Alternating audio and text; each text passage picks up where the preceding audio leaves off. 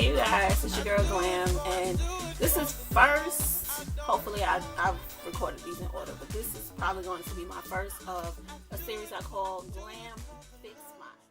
So it'll be different subjects, some maybe suggestions from you guys, others might be something that I might have information about and I just want to share with you guys. So I hope you enjoy this little series that I'm doing. It's a play on Ayanla's Fix My Life. I love her, and I love what she kind of helps a lot of women to, and men, but a lot of women overcome and stuff. And I want to kind of like do the same thing.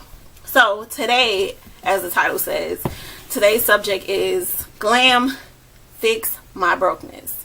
So basically I'm going to give you guys some tips on kind of how you should be financially responsible. And I don't feel like this is anything like magical or this is the book to go by, anything like that.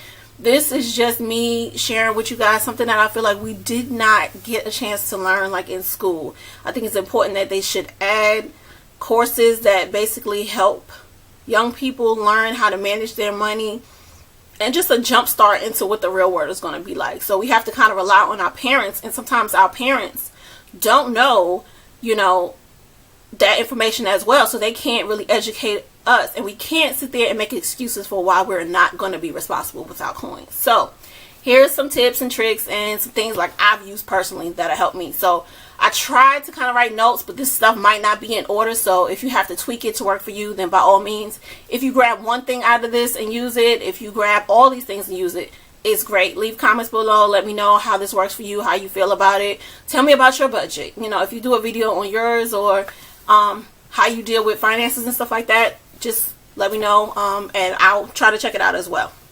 So first things first, if you see me look to the right, it's because I'm looking at my notes. Alright, so first on my list is basically organizing your budget. And to do so, I have make a list of your total income per month. That's very important. That's like a starting point, because it doesn't really matter right in the beginning like how many bills you have if you can't freaking pay them. So start with the best thing, which is knowing what your income is. So I would get, if you have a dry erase board, that is awesome because you can really leave it up there and look at it on a daily basis. But if not, just get a piece of paper. I'm one of those old school people. I still use paper. I write everything down. Even if I decide to use an app, I transfer it to the app after I've written it down on paper because I like to see it. I'm a visual person. So make a list. At the top of your list, you want to have your income. So go ahead and just put that there. If you don't, your monthly income, that is. If you don't know like the exact amount, maybe you're an hourly person, just get a guesstimate and try to make your guesstimate a little bit less than what you think it is, because you don't want it to be more and then you're kind of like trying to scramble. It's better to say, okay, well my income this month is $100. Now clearly we know that's not a realistic number, but I'm just trying to, I don't want to offend anybody, so I'm just going to say $100.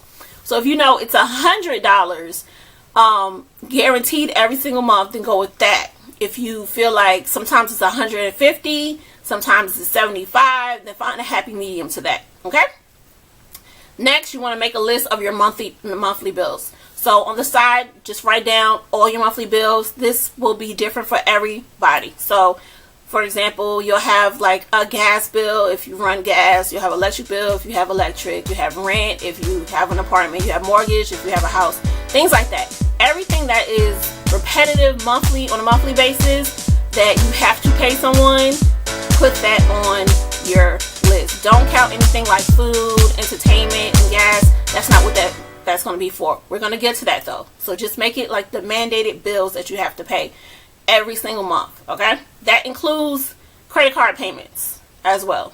That'd be helpful if you put that there.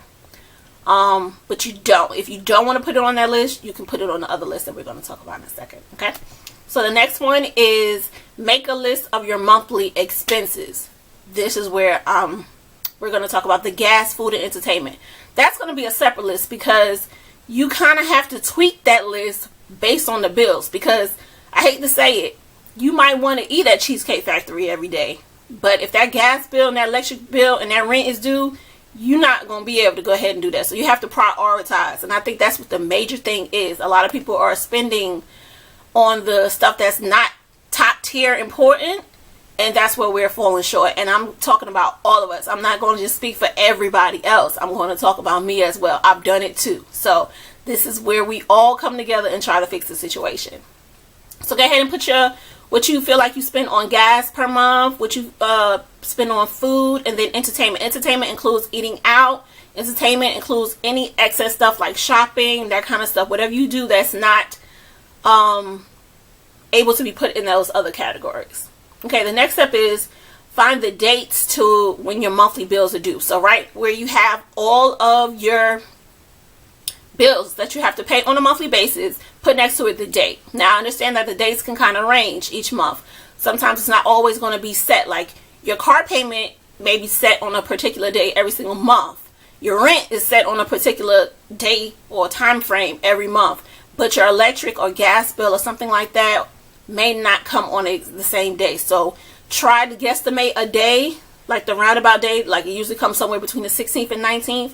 Go with the earlier date. You don't want to say, oh, it's the 19th, because that might throw off, your pay period. You want to kind of pay it sooner than later. Okay. The next step is write down the dates of your pay periods. So if you're on salary, this will be super easy. You already know I get paid on the 1st and the 15th. So, I could put those 2 dates and kind of go from there. You'll put those dates kind of where we discussed about your total income per month. You can put it like over there. If you are hourly, this could be different, because if you aren't just set 40 hours, if you're like 25 here, 30 here, sometimes you work overtime and stuff, that's going to be a little bit different. So you want to get an average, and once again, put it a little bit less than what you think it's going to be.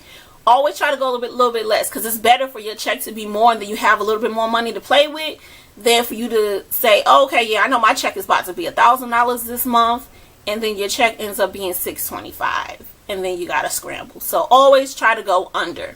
But again, if you're on salary, this is easy. You can put it together like that. Okay, so once we get to this point, you can kind of see where you want to match up things. It's basically like you're kind of like charting everything out. So from there, you can kind of match up. Okay, I get paid on the 1st and the 5th.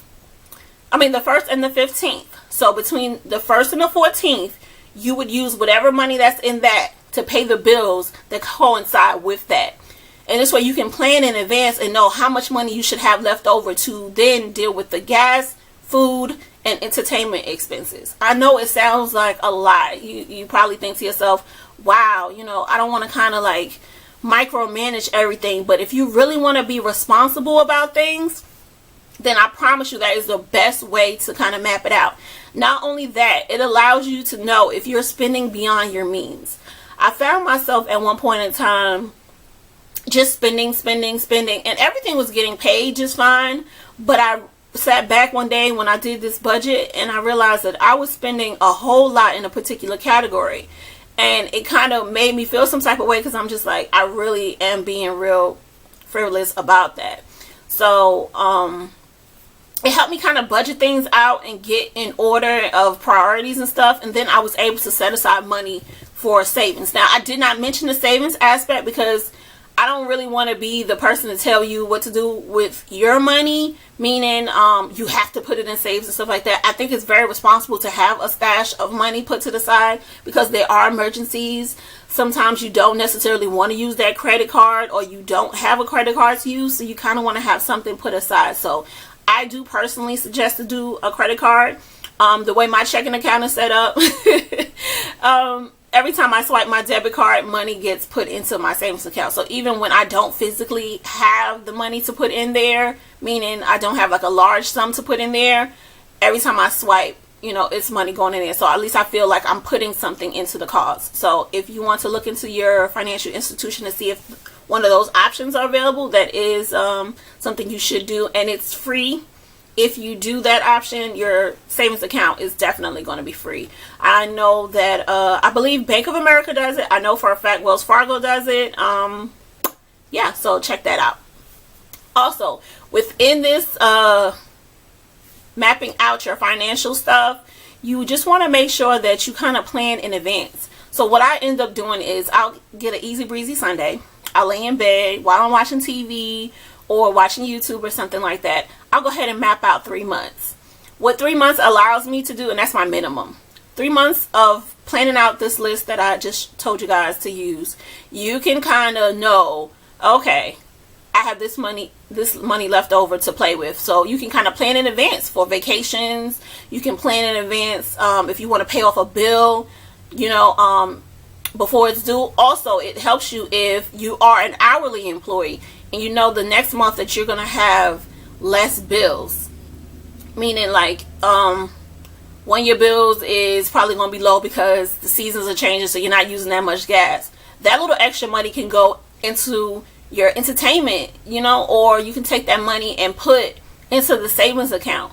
So once you can kind of do that for a while, you can basically set yourself to kind of know, you know, what your funds is going to be like, and you won't necessarily have to use this budget like the entire year, but it'll give you kind of like a starting stone to being more responsible, because I fell off for a while as well. I'm actually getting ready to do my 3-month one. I haven't done one since 2017 started. So I bought one of these organizers. And you can get this from Michael's. I got it. It was like 20 bucks. And they always have a coupon. So go online and Google it. It's usually like 30 to 50% off. And it's a cute little organizer. It has the little tabs and stuff. And you can use the stickers to kind of organize it. So definitely use this and make it worth your while. If you have a busy schedule, these are the best things to have, because you can kind of go to it and check everything and make sure that you're staying on task. Also, there's an app, and I knew I was going to leave my cell phone. There's an app, and I'm going to put the link below because I'll put it on the screen somewhere. I totally forgot to grab my phone so I can show you guys. But I use an app as well. For those people who don't like to write things down, you're more of an app tech savvy type of person, it's really helpful. You can kind of link it to your bank account. So let's say you have $5,000 in your checking account.